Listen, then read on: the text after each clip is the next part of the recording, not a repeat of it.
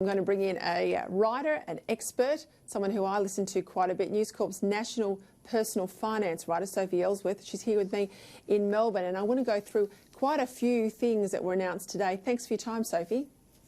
Thanks, Peter. All right, let's start with rent relief. Over the weekend, we heard there was a 6-month moratorium on evictions across Australia. Now, this, as I understand it, is commercial and residential properties.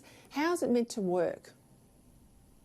Well, basically, you're covered, Peter, if you're actually a tenant, you cannot be thrown out of your home or your property. And this is huge. So this, Peter, covers commercial properties and also residential properties. So it's really important the people out there who are tenants know that they are protected.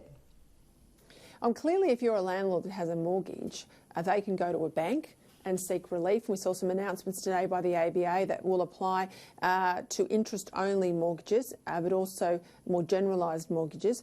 But what happens to the landlord, let's say, of an investment property, who themselves might be a self-funded retiree? They have no mortgage, so they can't go to the bank and get some mortgage relief. They're losing out on income that they would probably live on from that property if this is triggered. Oh, look, Peter, I mean, that's really heartbreaking for these landlords. People have this view that landlords are very wealthy, and in actual fact, a lot of them aren't.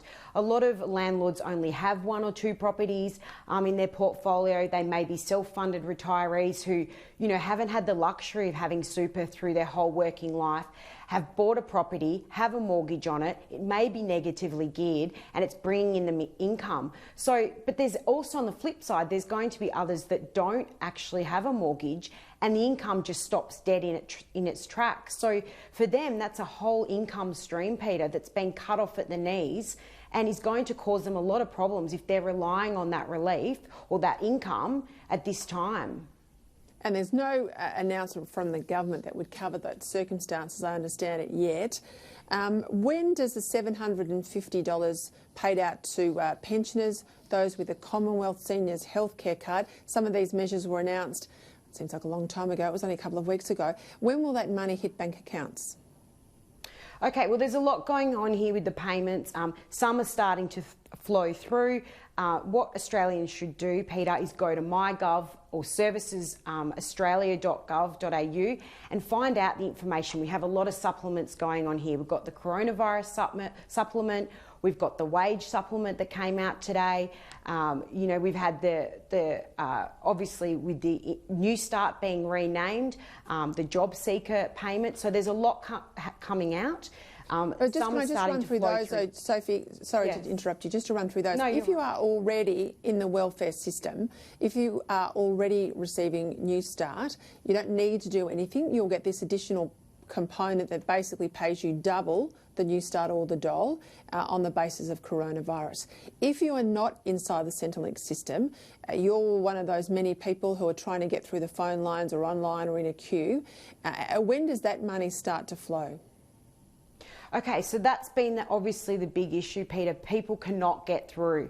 So they're being advised to go to MyGov to try and get those payments as quickly as possible. Now, with the wage subsidy announced today, they're saying that will flow through to their workers' pockets pretty quickly within a few weeks.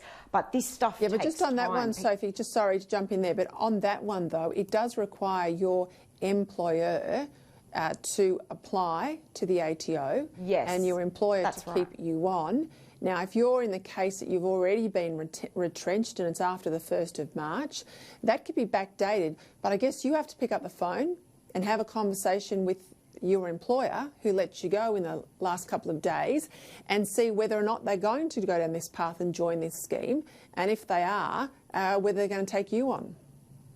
That's exactly right, Peter. You need to be talking to your employer. They've obviously just learning about this information like we all are. It's dropping at us each day we're learning something new. So you need to make sure that your employer is on board this and that you are entitled to those $750 payments a week.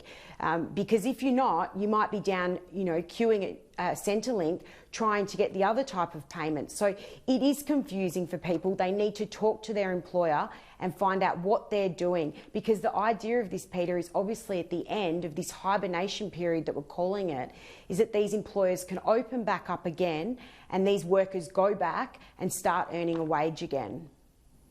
Well, I hope people, when they were stood down, didn't say the wrong thing to their boss as they walked out the door, because having to pick up the phone now, well, let's hope everyone's going to be adult about it. Got to let